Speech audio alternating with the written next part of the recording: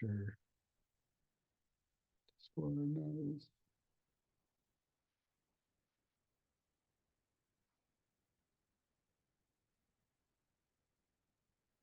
Hello, Sherry.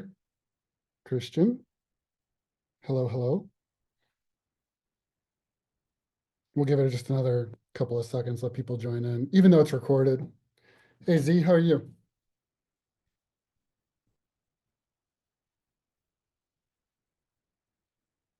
Sweet.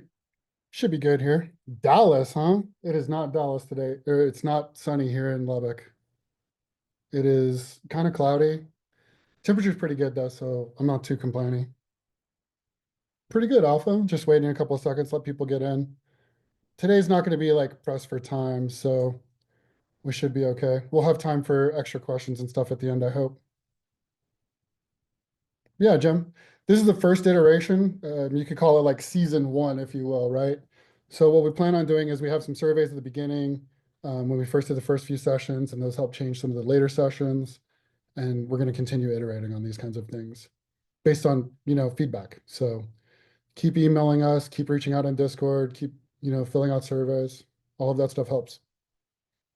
All right, so let's kick off. So we should have a lot of people here. So today we're going to be talking about tape. Tape is one of those interesting tools that you see everywhere, especially if you're on Twitter or if you're looking at any kind of flow service or anything else like that.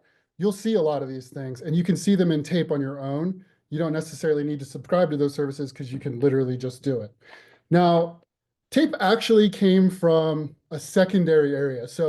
We took so tape has existed for a long time. A lot of different services have used similar things, but we took that and made it into a visualization flow essentially, and that's where you got HIRO.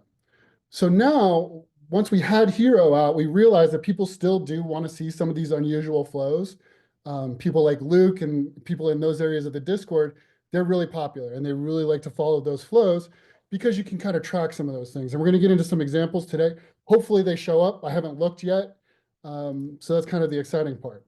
Kind of going into, I haven't looked. I haven't looked at the platform. I have looked at where we are in the market solely just because I loaded the web pages. I have no idea what's been going on other than that. Now, obviously, I do know there was a large iron condor in the market because I could see that, last night and this morning. But this is pretty raw. So we're going to go through this and we're going to see some things and we're going to approach it as if I was approaching it fresh this morning or if we were coming into it, at lunch and we're just starting our day or something like that. So keep those in mind. It's going to be interesting, and I'm kind of trying to show you how you should use these tools in different situations, okay? So that's kind of our goal here with this. So what we're covering here is what's featured in Tape itself. Now, Tape has its own page within the dashboard, but a lot of people have probably also recognized that just below the HIRO window, you also have Tape as a visual. And that visual there can help isolate a specific ticker. So if you're looking at NVIDIA and you have the entire day, you'll see Tape's order flow below for NVIDIA for that particular ticker, right? And you can zoom in and it parses some of that information. We'll get into some of those different things that you can do, but it's featured in two areas on the dashboard. So be aware of that and we'll show where those are. And then we're going to go into different use cases. So I mentioned that iron condor. I want to see today if people are piling up around that iron condor, right? We know where the strikes are. We know where they sit, and it's pretty large. And a lot of people tend to kind of leverage into these positions, right? So we want to see that, and we want to see if there's any kind of things there. In addition, tomorrow we'll probably see a flow report and probably have a lot of Google information on it. And that's going to come from last night after session. We saw Google get an antitrust ruling in their favor, essentially. Stock was up, I think, 6 handles, something like that. $6, $14, somewhere around there overnight, basically. So tomorrow we'd like to see were people piling in on these positions? Were they piling in today? Can we see any of those information? So those are some things we'll look at as well. Like I mentioned, we're going to go through use cases. I primarily use it through HIRO. I will go to the individual page and we'll go into that for specific times. And then I'll use it with Trace a lot, especially with Trace. And then we'll get into a little bit of the Q&A. Now, again, I'll try to prioritize things that are more tape oriented for questions, but if you have questions on any of the other tools, we've done a lot of these sessions now, so feel free to just ramble the questions out and I will answer them as quick as possible. If we get a lot of questions where you're asking about a lot of tickers, I'll just go through as quick as possible, just like we did with the Equity Hub and Synthetic OI and stuff like that. So don't be afraid to ask questions. It's great. Now, we're going to see this slide here, but I'm also going to go into the dashboard and kind of really cover it a little bit more. And you can really see kind of the overview here in this. At the top area here, you'll see all of these highlights. Now, these are just the initial highlights that we have. Tape is only a new tool. We have dozens of ideas more for how we want to add different information here. So if you have feedback on these or something you'd like to see specifically, let us know. But these are just kind of highlights of what's going on. Now you'll notice over here in the largest trades, let's fix that. Bam. In the largest trades, we don't have the indices in there. And the reason is because if you put the indices in there, all you see are the indices. So we parse those out, and then we do have them over here and here. So you can still see where the ETFs and the indices are sitting notionally with regards to delta gamma notional or daily gamma notional or options volume in general. So you'll see a couple of those areas. Now, in addition to that, you also see for your selected ticker some specific highlights here. So you'll see the overall volume, whether it's put dominated or call dominated, or in this case, it looks pretty split on this given day. Now you'll see the premium as well, whether it's buy or sell, kind of leaning positive or negative deltas, as well as here. So positive premium, positive negative deltas, positive gamma, and then essentially negative vega. So, and that's kind of what you would expect to see. You would expect these two to be somewhat inverted when you're looking at a flow type thing like this.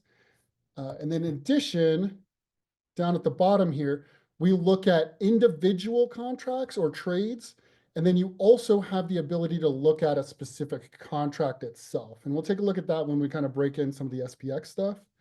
And then over here on the left-hand side, you have this long scrolling box of potential options that you can filter around. There are a ton of different options that you can select. Now, what happens a lot of times is people don't realize they have something selected in here, and it'll mess up some of this stuff. Maybe they have a date selected, so they're looking at yesterday's date, or maybe they're looking at this morning and they wanted to look at this afternoon. So when you go to the tape tool, one of the first things I recommend doing is mashing that reset button, sometimes at the bottom. Just go ahead and hit that button. Nothing changes overall. If you've got nothing in there, nothing's going to hurt it. Let's clear out some of these annotations and let's take a look at what we've got going on live, right? So like I mentioned, we've got the highlights up here, right? So we can see that the largest daily trades so far right now are held up by Tesla, pretty impressive. And then when you look at total options volume, we can see Tesla's sitting here as well, and in the daily notional gamma. So Tesla is a very, very active stock today.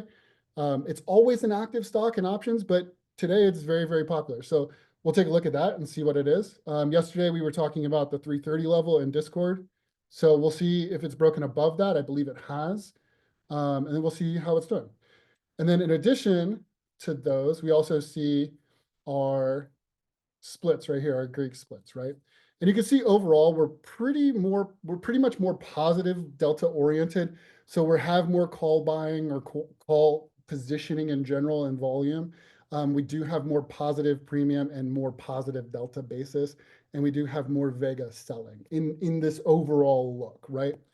But if we were to go to a specific ticker, let's look at Goop, like we mentioned, right?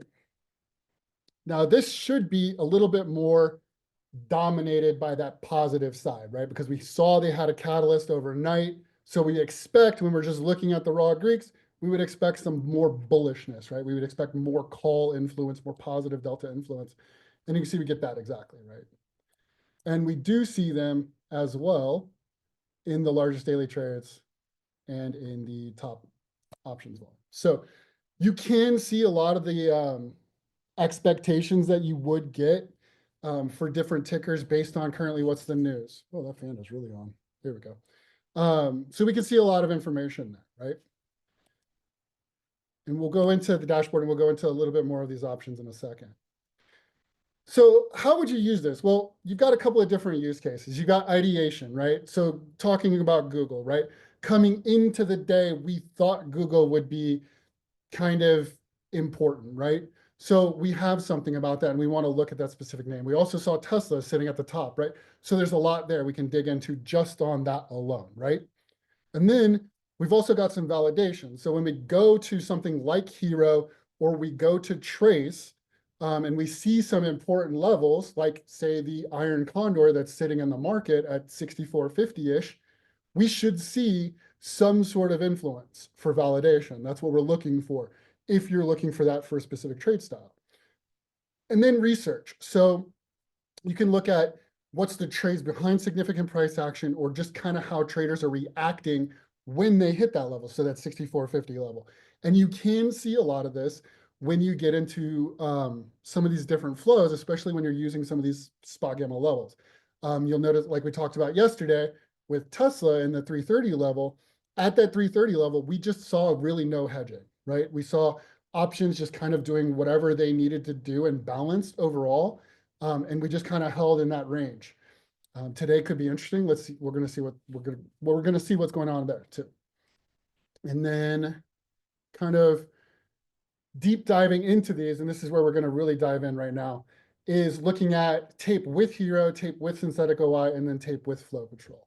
So let's start with flow patrol, because that's kind of, actually let's start with synthetic OI and the founder's notes, because that's kind of a little bit at the starting point for where most people would probably intersect with this. Coming more recently, we've kind of summarized 3 key points with the founder's notes. You'll probably notice those when you come into the dashboard. There'll be a little pop-up here. You can hit those away. If you need to find those again, you can find them in the Discord under the announcements section. We're also looking forward to finding a way to put them in the dashboard for you so you can get back access to those. And you'll notice these 3 key points here. We're looking at specifically this 64.50 level, because we knew that the iron condor was there this morning. We know that this 6,400 level in general, once we broke that, seemed mostly positive, and we were kind of expecting to be relatively in this range. Yesterday, we noticed that after we got the dip below, we saw the buy the dip behavior. And this is something we've seen over and over and over again, and our HIRO flow kind of showcased that a little bit yesterday as well. So kind of covering that. So we want to take a look and see if we see some of that as well today, if we got some of that dip that we saw. And then we want to take a look at some of these other flows. So these are more economic, macro-oriented kind of flows. You're seeing flights to safety, flights to quality, or long ends of the tenor, stuff like that. So a lot of different things that we're kind of looking at from those elements. So let's take a look at tape, and let's look at SPX in general to kind of validate some of these things. So I'm going to type in here SPX. You are not supposed to pop up. Okay, so for me, the way I like to do it, once I've got a baseline here, so we're pretty split overall. You can see like this is a pretty balanced market, maybe slightly negative overall. I always sort by size. It doesn't matter what time of the day it is, I'm sorting by size, because size matters most to me in this context when I'm just looking at raw flow. From there, I'm looking at very specific things. I want to see if size matches, because if it matches, I know that the timestamp is almost identical. If the size doesn't match, but they're still really close, I'm still going to look at the timestamp. That's the second most important thing after size.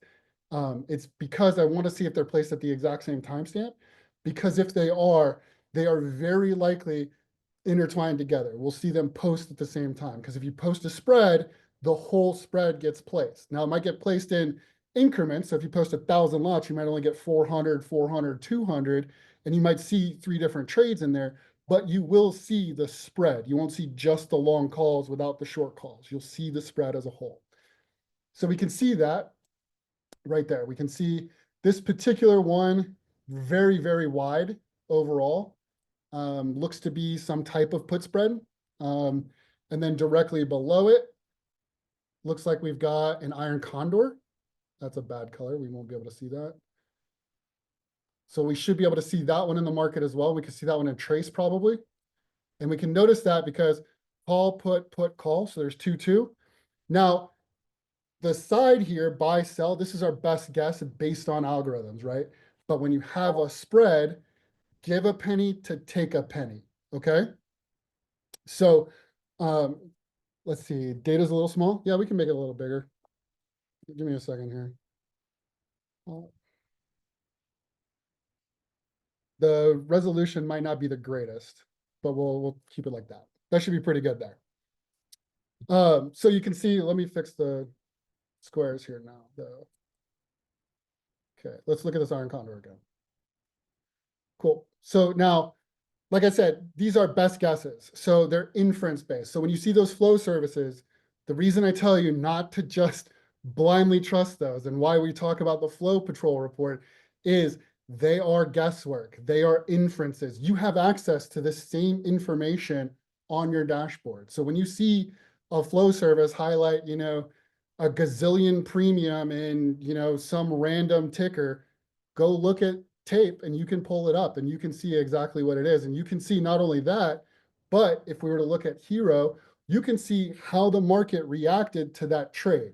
So then you can tell, based on just understanding how hedging flow works, whether or not the trade was actually a bought put or a sold put, maybe. It just depends on that specific thing, right? Because positive delta should be how that works in a sold put, and then negative delta is what we would expect in a bought put, right? So we would expect hedging to be in those directions. So we would expect initial moves to be in those respective directions as well. And we'll look at HIRO for that kind of concept in a second. So we can see an iron condor here. So we want to see if we can see that in trace as well. And we should be able to. This is pretty good size. So we should be able to see that pretty easily. Now, below that, we have a couple of other trades here that are broken up. They don't really line up. So they're probably not together. But you can see just below, they do start to line up right here. So we got this trade right here, which looks to be a put spread of some type, maybe long or short. So we should be able to see that as well. All of these things you should be able to see in the dashboard when you go and add them in there. So, or when you go to look at trace. So if we were to go look at trace, actually, let's pop up tape as well in a new window so I can reference those times. So the condor got put on at 9:48. So if we look at 9:40 and 9:50 on the timestamps, we should see the difference. And then we'll come back to the other one. Well, this is going to be really rough with the smaller screen resolution. Okay, now where were those strikes at? 60, 63, 55, 63, 65. Let's take a look. So down here, am I zoomed out? There we go. And then if we change net OI, we should see right in this range, these pick up, right? And then you can see that's exactly what happens, right? You can see them pop up right there. So this is how you can vet how the trade is, not only which way it went. So this is a credit put spread, right? So we can tell now that the spread that we were looking at here, it is an iron condor. We can tell based on that it was a credit put spread and a credit call spread, and we can see the different levels, and we can verify that through net OI. Now, just because we can see it in net OI doesn't mean that it's going to show up in GEX, right? Because gamma is, again, most sensitive in the nearest tenor and at the money, right? So this gamma down here is still relatively small at this point in time because we're 100 points away, 80 points away in this case. As we go through the day, that should increase if we get lower towards it, but I don't know if we're going to get close enough to actually make that happen in the relatively short period of time because of how far out of the money that put spread is. But that's one way you can use tape and then reference it into trace. So you can verify some of these trades and which side they are. And you can see it in the very next update. So if you saw this trade come in at 9:48, you're looking at the 9:50 update and you're trying to find it, right? You're right in there trying to find it. And you can verify it right away. And we have a lot of people in the Discord who do exactly that. Now, kind of going into HIRO, let's take a look at Google with trace as well, or Google and tape as well. So overall, we see mostly call buying in general. And we see it pretty much just straight up from 10 o'clock on. And that's not right. There we go. And we can see that's kind of going from there. So let's take a look. Oh, we got tape up right here, so we can just use this window. So let's take a look at Google real quick, right?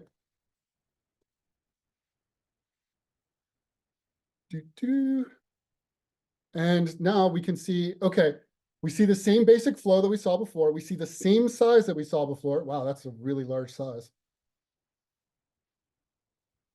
That's interesting. I'm missing part of it.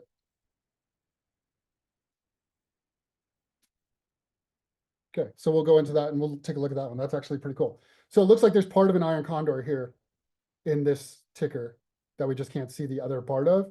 And it could be because the size cutoff isn't catching it. But there's a 3-leg spread here of some type, but it's probably because there is a 4th leg. We just don't see it in this particular flow right here. But that's something that stands out, right? And that's something you want to keep an eye on. And then you can essentially see that they are all tied together. They are a block and a spread. They did come at the same time. This leads me to believe that there's something else there and we just don't see it, or it just didn't get put in. So that's something to be considering of. And then kind of taking a look, I think Google was the same overall.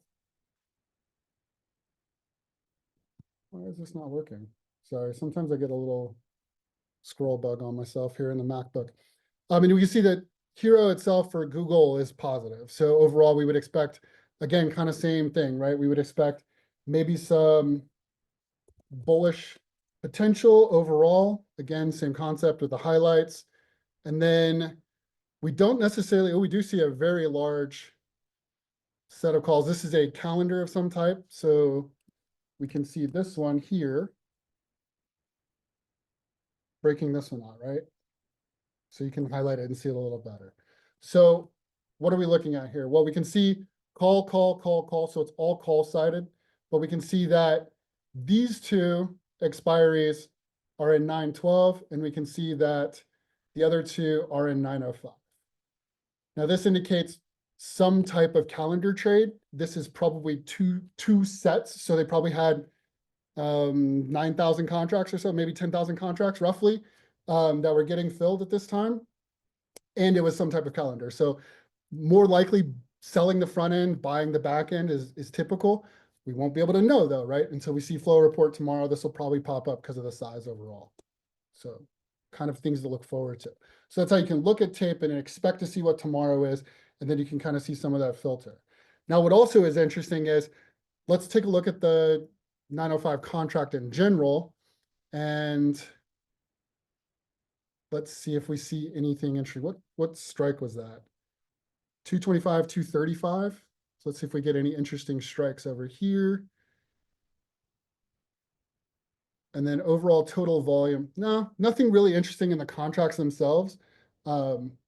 It's not bad, but nothing significant that stands out. I would look more just at flow data this time. So with the SPX though, we might be able to see something a little bit more interesting with that contract data. Might be able to see more 0 DTE. Yeah, the 6450 strike. Actually, we can parse that strike here and look specifically at that strike. And we can see that strike for the next couple of days is very, very large overall. So you can see quite a bit. Could they be rolling up and out? They could be, more than likely, because you have 4 legs in that trade. In that specific one, it looks like it's 2 sets of the exact same trade. I would say that it's not necessarily a roll. I would believe that it would be a calendar spread of some type. Essentially, some type of sell the upward volatility because we moved so fast. We're essentially at the right end of the tail. So I would expect more of that. Yeah, I can close the meeting announcement. It just shows the highlight up here. Now, kind of let's go into a little bit of what we talked about flow patrol a little bit there. Let's kind of go into some synthetic OI because I think that might be really interesting for Tesla. Oh, typing too fast sometimes. So we're at the synthetic OI model. We can see that up at the top. And you can see overall right here, the 335 area is a negative strike.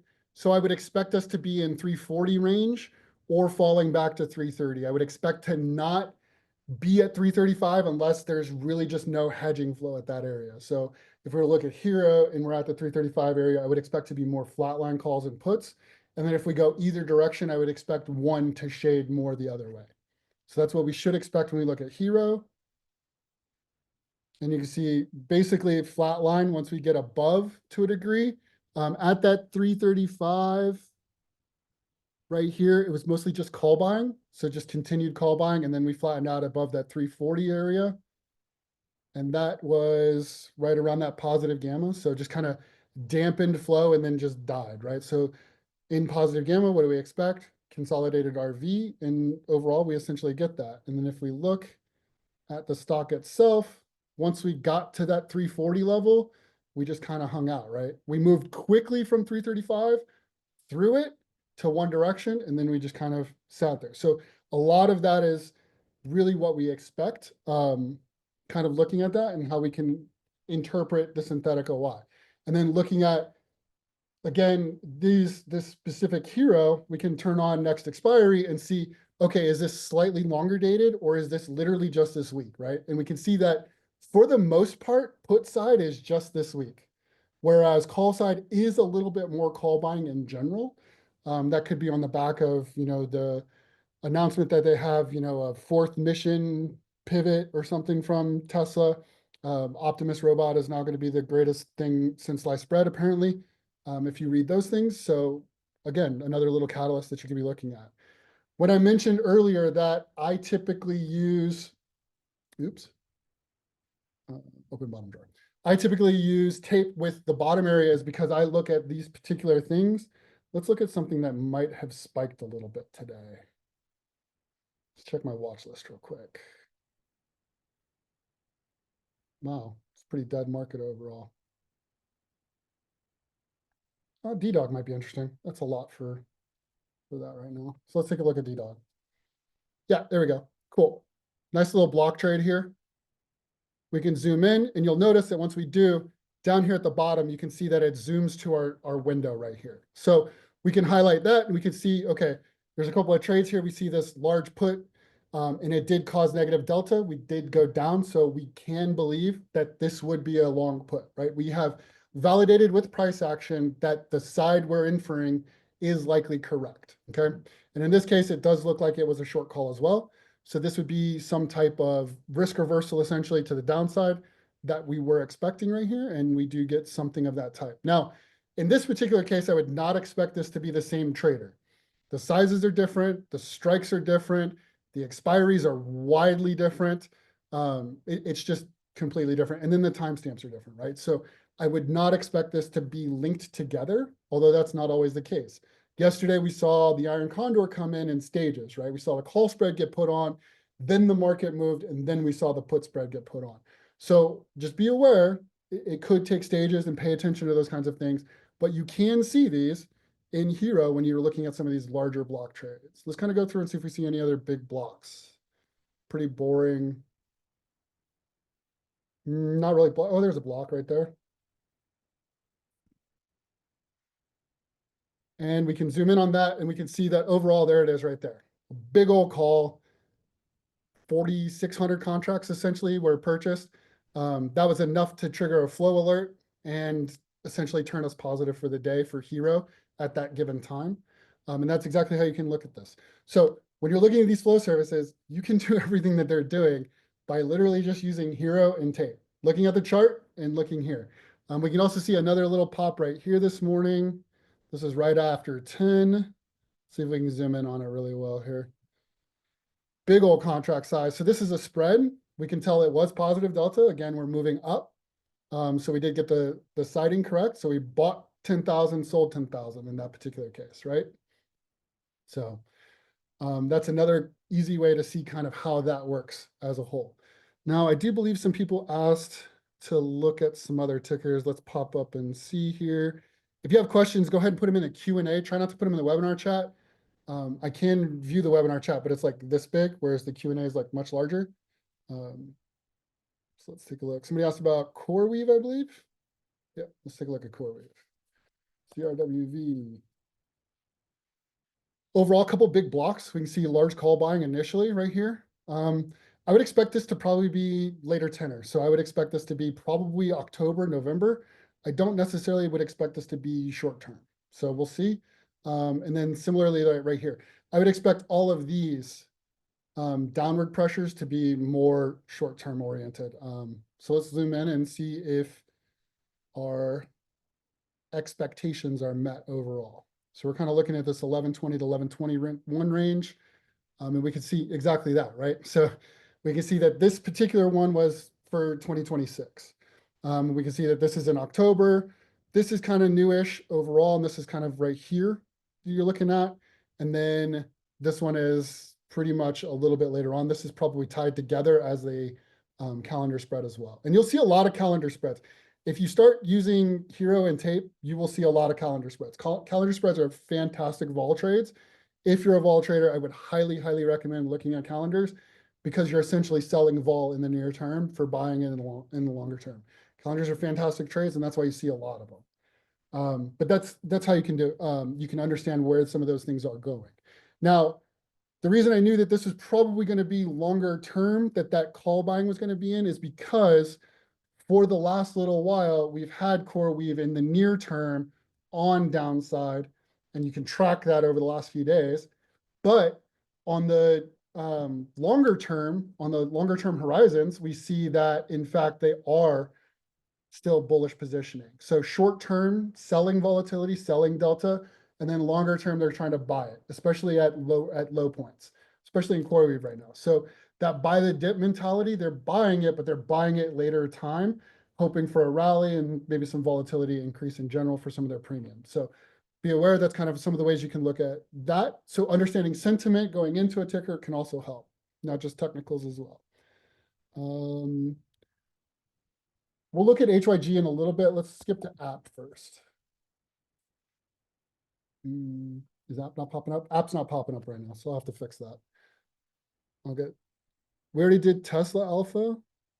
Okay, we got INTC. I'm going to look at the all the rate-based ones a little bit later because they're more rate-based, so they're going to be a little different than just flow and static positioning because they're essentially tied to the value of the dollar and the value of interest rates. So you really need to understand those a little bit better than just raw position. It's kind of like using synthetic OI for something like, gold, right? Where gold is a futures-based instrument, and that's where all the volume is. The ETF is very rarely where the volume is. So just kind of understanding those typical things. Looking at Intel, we can see overall slightly positive. I would say strong call buying. Absolutely no put selling. Absolutely no put buying either. There are nobody doing anything with puts, and this is all call buying. So let's take a look at tape and see what we get here. Pop in here. And actually, let's take a look at Equity Hub. So yeah, positive gamma, pretty much everything below. So market makers really aren't interested in discounting these options at all. They are flush with gamma there. They would look at discounting some of these so that they can get a little bit longer gamma to kind of balance some of that out. So I would expect some of that type of positioning. And then we're not seeing anything here. Oh, again, remember how I said you'll probably have something in there when your matching results fail. It's because I have strikes in here that don't match with Intel. $24 stock, it doesn't have strikes at the 6400s. So we can pop that up, we can fix that. And now I need to type in my ticker again properly. Why are you not popping up now? Yep, that's the expiration. That's why the ticker doesn't pop up. And we can see right here. So we do see some of the 75 strikes. Now these are very, very far out of the money. That would probably be more tail risk or tail oriented. They're selling tails, buying tails, or something like that. If we're looking at size, a lot of individual trades, not seeing a lot of paired off trades, so not a lot of spreads. Here's one. This is a call spread. So we can see that one. But these are a lot of speculative positions. So when we look at HIRO, we would expect these positions to correspond with the delta move. So if we say it's a bought call, we expect that to have price action in the increasing direction. So let's take a look at this big old one at 934 in HIRO, and we would expect a pretty sizable increase at 934. And yeah, we do have that. That's where that area is right there. So you can see that nice big pop right there was that initial 2000. And we did get a pretty sizable increase in overall delta. So that's a good idea for Intel. Again, with these smaller stocks, you're not getting, $1 or $2 out of this. You need to understand what your implied volatility is and what your expected moves are. So your profit taking is going to be a little different. Your risk's also a little bit different too, because again, you're not expecting a $2 move in a stock that, moves 50, 60 cents a day typically on net. Let's take a look at Meta. Meta is another favorite of mine. Loved failing the 750 last week. This is a lot of stuff. So we got a lot of call buying towards the end. Let's take a look at that. I'm expecting that to be probably more nearer term. I would expect maybe September OPEX, but probably not any further out. And as we pop here, let's take a look at Meta. Oh, hold on. We can just do it here. This will work. So 926, a little bit in the 905. So this week, this looks to be a set of calls just in general, just long calls in general. So a lot of that longer delta kind of options. So I get this question all the time, but how is this actionable, as most of the indicators seem to be looking at rearview mirror? So the key is, so you need to have some sort of expectation. So let's look at Meta for an example, just because we're already there, right? Last week I talked about the 750 level. So I'll show you the 750 level. I think it was still here on Friday. Yeah, so here's the 750 level that we had Friday, right? Now you'll notice at this time, based on our report here, we had Meta closing at around 751. If we were going to rally, this is all positive gamma. So we're expecting compressed realized volatility. But this right here, this 750 strike and slightly lower, are significantly larger deltas. They're significantly larger positions in general. So we would expect any particular pushes above 750 into that 755, they're not going to be as strong as selling flow would be to the downside. So we expect potentially more push and more gravitation towards that 750 level, right? Now let's pull up Meta for last Friday so you can see that, and then we'll look at this week as well and maybe see if we can figure out some stuff there. So that's Tuesday. Here's Friday. So you can see that on Friday at the start, we did push above in the ETH above that 750 level. And then once we got to that 750 level, that's all we could hold, right? And then that negative down pressure, we had a pretty large sell in general, still gets muted over the day. And once it gets to some of those other larger positive gamma positions, we expect more consolidation, right? So you saw that 750 level, the 740 level is a very, very large level. So we expect consolidation around that 740 level, and we got that most of the day. So that's how you can understand that. Now from there, you could have set up a trade looking to fade to that 750 for continuation to 740. You could have been looking to not get in a trade because you didn't expect a breakout above 750. So maybe you're already long shares and you sold calls, right? Like there's a lot of different ways you can look at it depending on your trading style and what you're currently exposed to. So it really depends. It's a sad answer, but the best way is to have an inference when you get to a level, and then does that meet your expectations? Yes or no, and then you can make a trade from there. So that's why when I'm showcasing these things, I already have some bias, the Iron Condor in the market, the 6450 level, Meta at a specific level, Tesla at a specific level. I'm looking for specific things because of the gamma profile in general. And then from there, what does the flow show me? And can I interact with that on a specific time? That all becomes difficult, but hopefully that helps. Let's see. Open. Pop into open real quick. Open is a very low dollar stock. I don't think it was at 420 when it opened today. I think it was a little higher. But this is all negative gamma down here. So any kind of significant buying or selling, we would expect this to potentially move up until about $5, and then it doesn't really have any strength. On the downside, I would expect $4 to really hold relative support in general. Even though it's negative gamma, I wouldn't expect this to move too much outside of it, just simply because of how small the overall dollar value is of this stock. So let's take a look at it. And again, I don't necessarily know the IV, so that becomes difficult as well. But yeah, you can see we're kind of just chilling out at that. Let's refresh, chilling out at that $5 area. So just kind of slightly above, but really again, right, we're still kind of pretty consolidated overall. It's really tough to break away, even if it is negative gamma. And that just comes down to, the way that low value, low IV kind of works, right? You can't expect to move $3 in a stock that's only worth $4, right? What is a good premium to go off of for a real move, Peyton? So this depends in general. So again, are you looking for that specific setup, right? So if we're approaching this, let's take a look at the index in general. That 6450 level that we hit earlier today, right? I hate when this thing doesn't move when I want it to. So earlier today, we were looking at the 6450 level, right? Now we can see we get a lot of consolidation here, right? Like we're just not breaking above that 6450 level very well in general. So at this point, I would be looking short, right? So at this point, I'm looking to see what potential deltas are setting up. So let's look at the 1010 time here. Sorry, there we go. Which will be 1110 on HIRO here, because my HIRO, I set my SpotGamma to Eastern time. So we can see that we do start getting some of that negative buildup, right? We see calls starting to pick up to the downside. We see near-term calls picking up, but we don't really see any puts starting, right? We don't see puts really picking up until the move starts, and then they start adding in. So that's kind of what we would expect, right?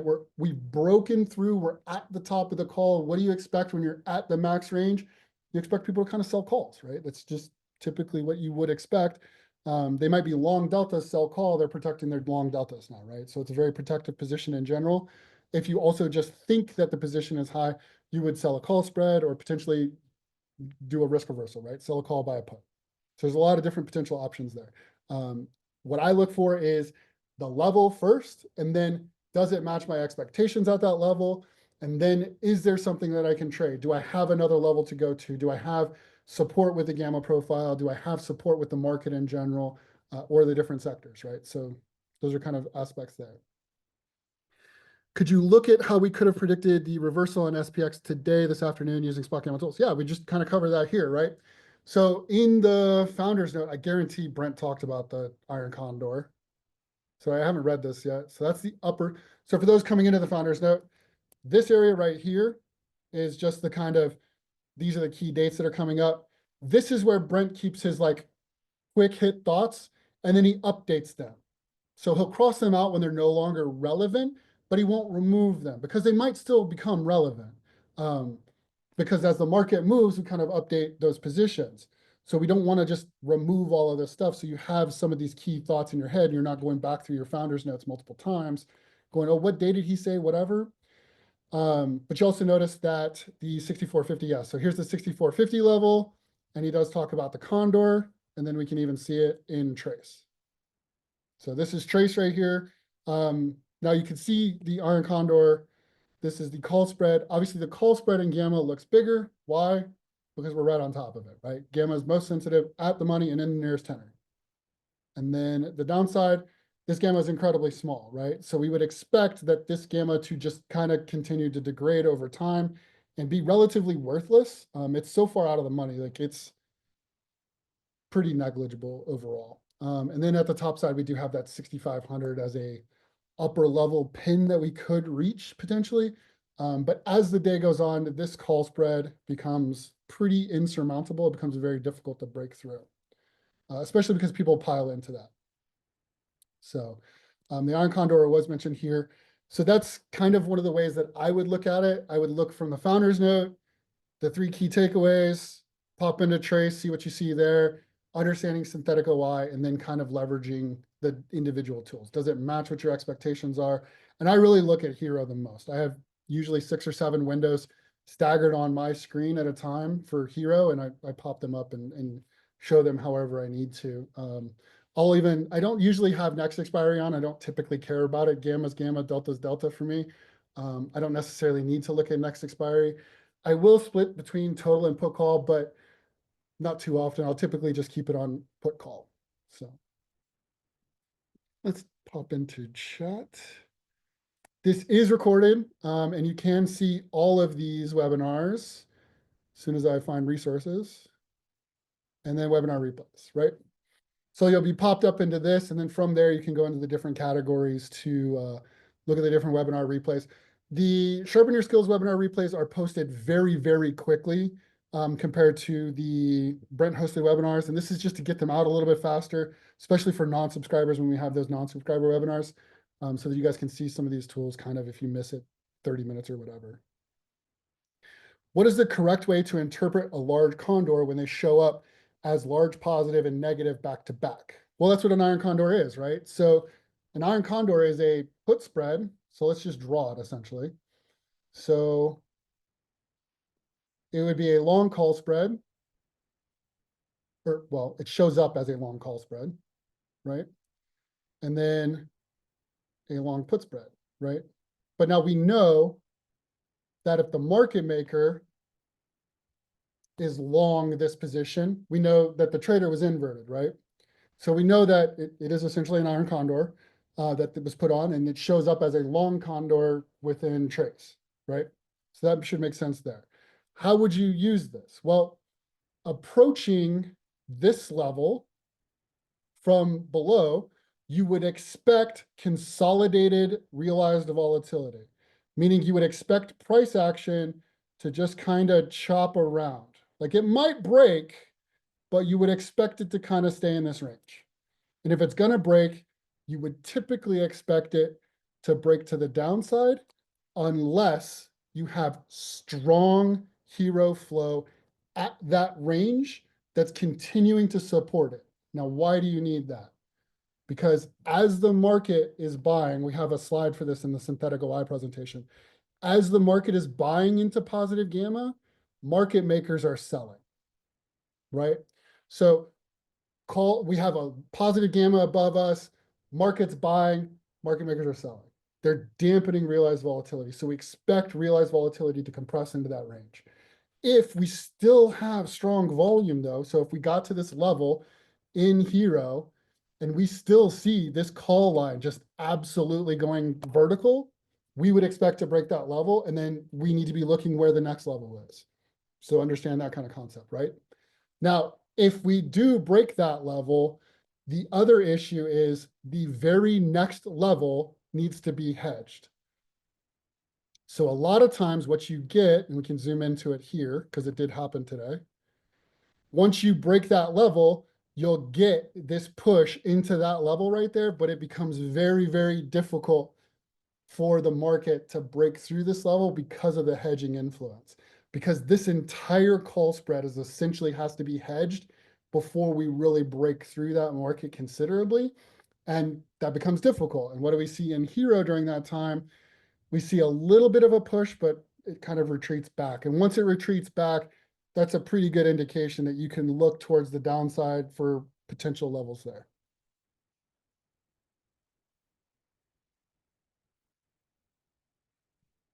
Kamal, I already covered that one for you, buddy.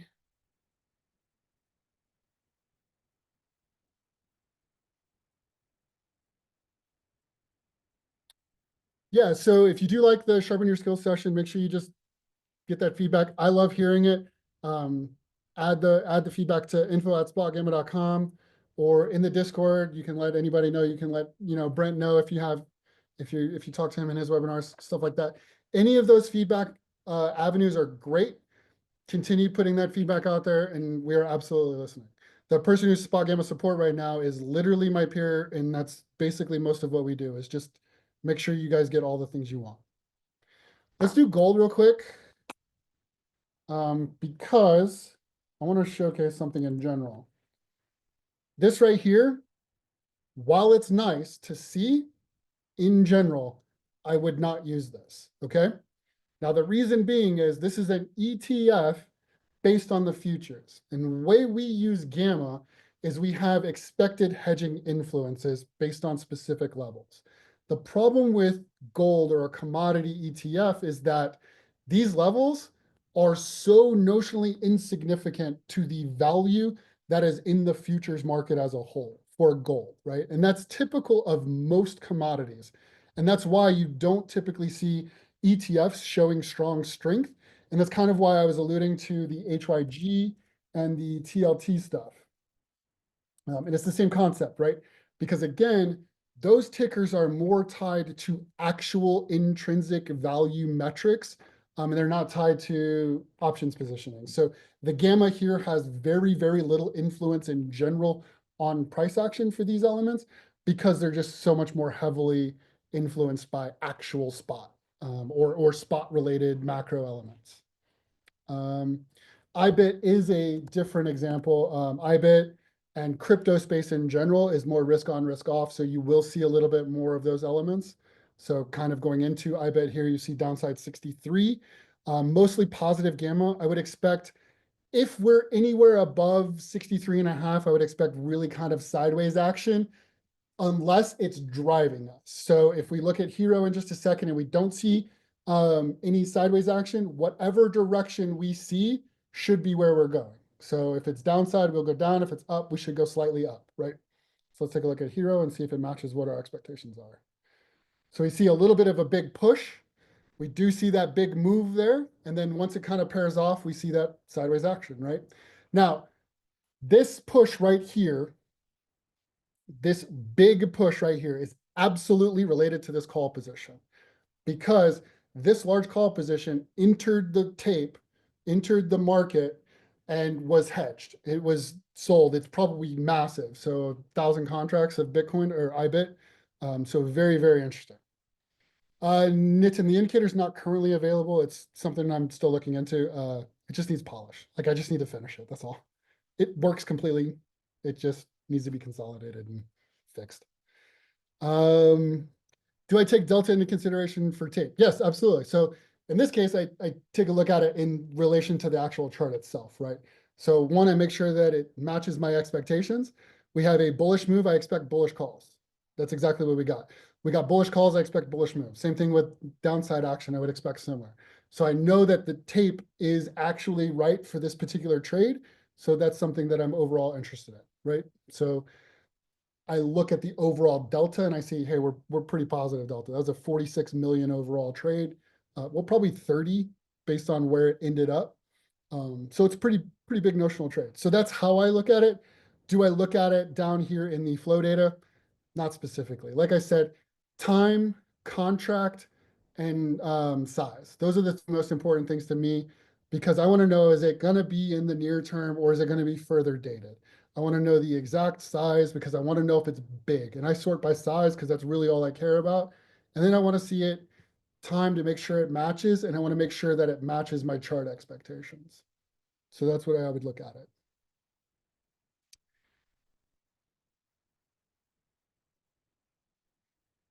Peter H., if you retype your entire question, because it's broken, so I'm not entirely sure what you're asking there, buddy. Just go ahead and retype it and I'll get to you, buddy.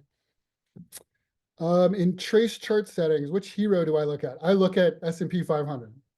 I look at S&P 500 because I look at the index more in general, because I look at it from a dispersion area.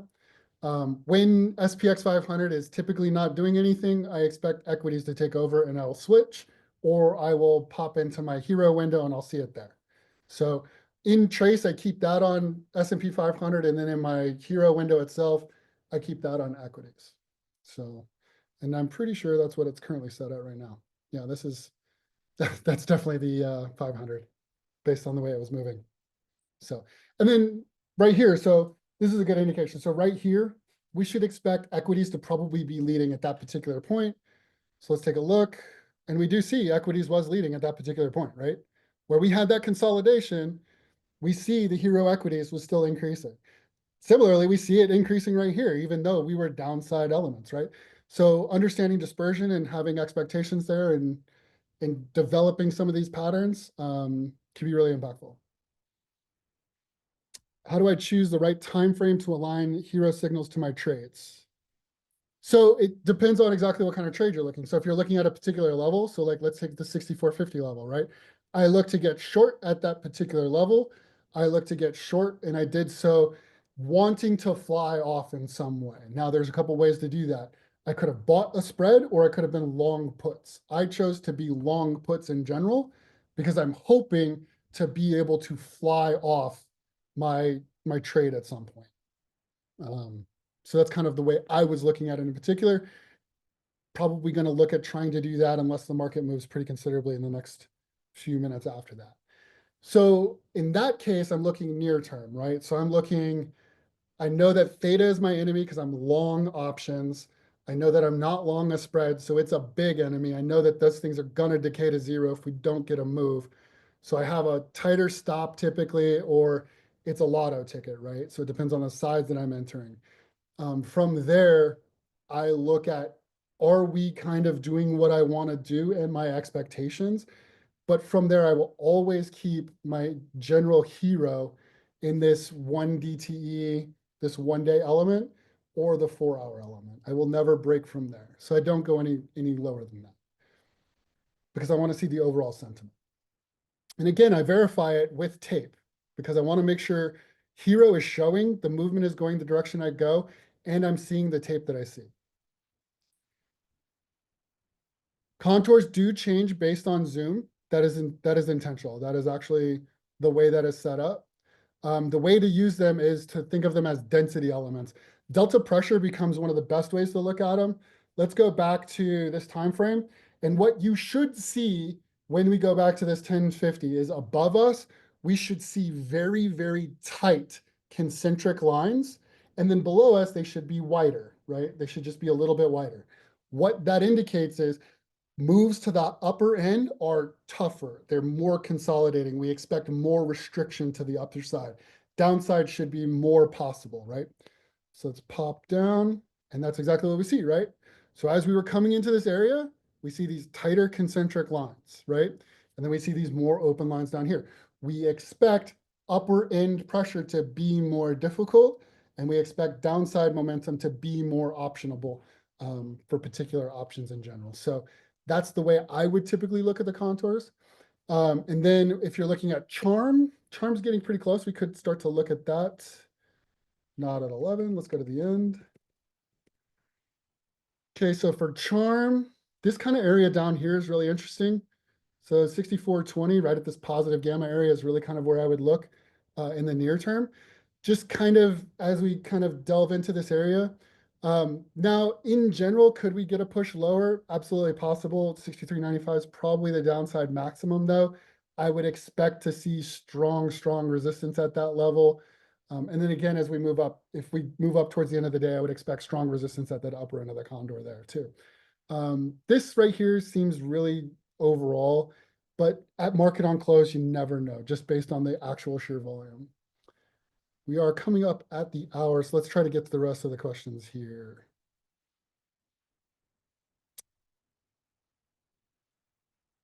Can we do day in the life live trading 4 hour sessions with JT? So we are looking at trying to add more stuff. Any kind of things that you guys want in general where we can talk about these things.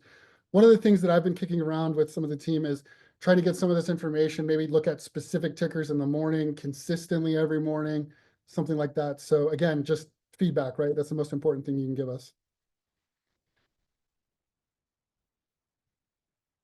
Can we look at Tesla? Tesla was about bearish. So when you're looking at flow patrol, you got to remember you're looking at different tenors, you're looking at different expirations, you're looking at large positions. These positions probably aren't going to move. So you got to understand those concepts, right? And kind of like I was mentioning yesterday, we were talking in the Discord about that. Let's pull it up. We can just pull it up in Equity Hub. There we go.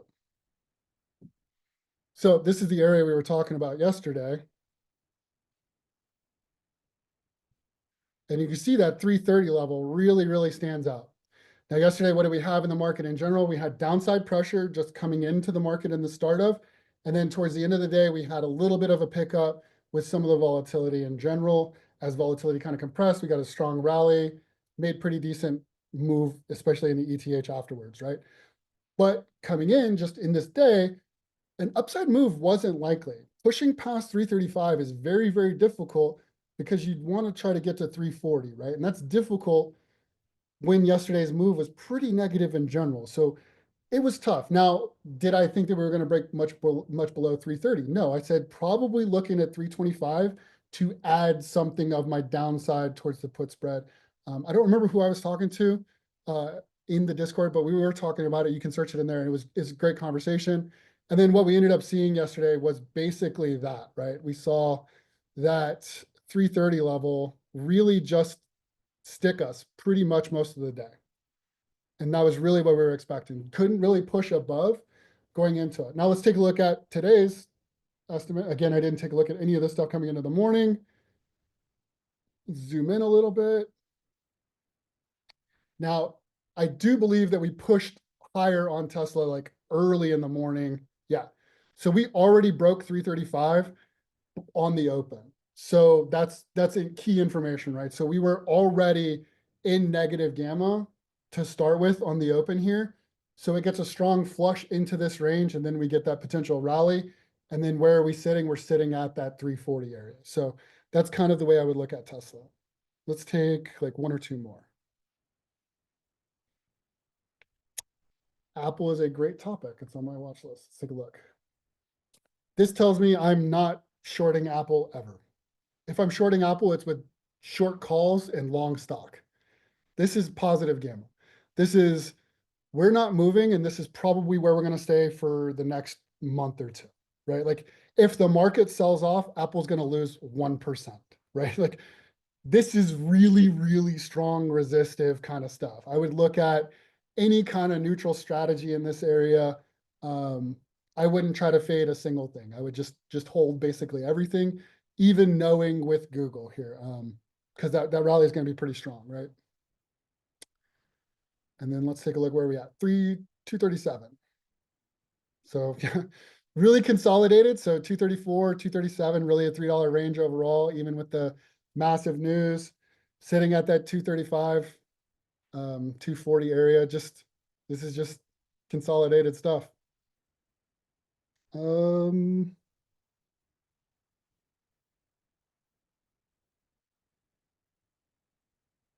Yeah, we'll look at it into it, Michelle. I have no idea. It also depends on what people are interested in, right? So if people are interested in these things, they need to absolutely communicate those things. It would not be a live trade room in general, just because I don't want any of you to ever follow my trades. No offense, I trade vastly differently than most of you.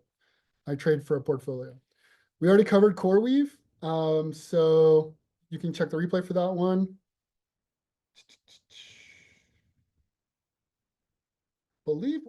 Eli Lilly. That's another favorite of mine, so let's take a look at it. Pretty much if it's in my watch list, you're going to convince me to look at it. Now, I own Eli Lilly, I believe at 720 right now. That's my option basis, I believe. Well, that's where I was assigned. I sold puts forever before I finally got assigned. So I don't know my true basis, but that's where I was assigned at. So again, positive gamma for the most part, pretty neutral where I'm long. So I'm kind of looking for really probably short calls potentially if we got a rally. I'd want to kind of dampen some of that RV and reduce some of my premium. Especially if we get a pop into 745, 750, I'd probably really look at selling calls in there. And we're still just chilling, really. 735 didn't even really move overall. If you know, Eli Lilly can move $10, $15 in a day. So, but I think that covered most of the things we have. Oh, wait, Peter H. asked this question. Looking at SPX and tape, when we see a series of sell call in red, lower strike, likely those positions are being closed. Not entirely. You don't know. You don't know how the trade is positioned. You don't know who's the aggressor on the trade. You don't know what the side was. You don't know necessarily if it was a sold call or a bought call.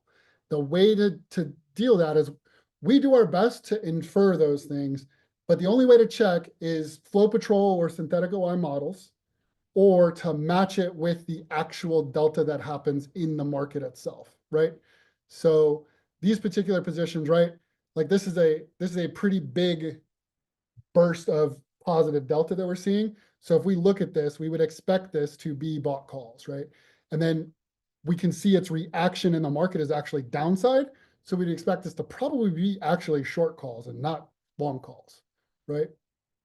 And looking at it, it looks to be short calls. So there you go. I believe that is all of the questions there. So if anybody else has any questions, just ask us in Discord. I believe we are off next week. And I think I have a Bear Bulls trader, I think in the week following that. So stay tuned to there, and then we will try to get some more stuff out for you guys. Let us know if you guys have any other questions on any of our other tools. And I believe we covered pretty much everything. Yep, we covered everything here. So if you guys have any other questions, let us know. Brent will be back tomorrow, I believe, on the webinar. So pop in there. If you have any questions, I'll probably be there as well. Look forward to seeing you guys. Have a good day.